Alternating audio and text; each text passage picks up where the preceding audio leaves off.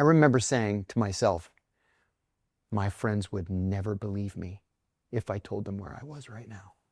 I remember I was at the agency 8 months, and it's August 2nd, 1990. The Iraqis have just invaded Kuwait 4 hours earlier. I get to the office early, and my boss says, don't take your jacket off. We're going to go to the White House. I said, cool. I've never been to the White House. I mean, as a tourist I had, but I'd never been there like for business. He escorts us in straight into the Oval Office. There's the president, the vice president, the national security advisor, the CIA director, and then my boss and me. The president says, gentlemen, please sit. So we all sit. And I remember saying to myself, my friends would never believe me if I told them where I was right now. Never believe me. So the president says, well, now what do we do?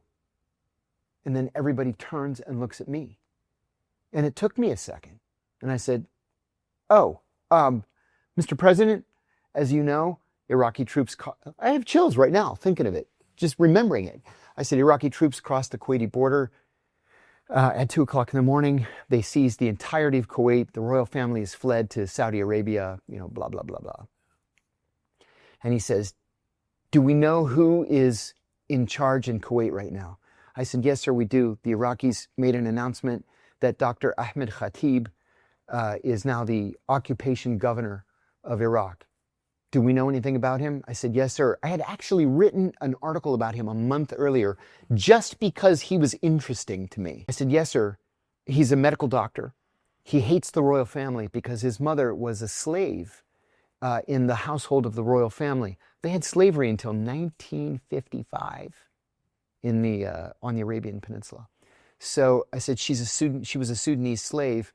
To sort of make up for it, once slavery ended, they sent Ahmed to the American University of Beirut. He trained there as a doctor, but his college roommate was Georges Habash, and together they founded the Popular Front for the Liberation of Palestine.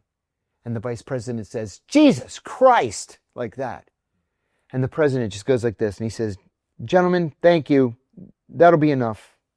I need to think about this. Well, later that afternoon, Margaret Thatcher, famously now, called him. He genuinely didn't know what to do. Yeah. And she said, George, now's not the time to go wobbly.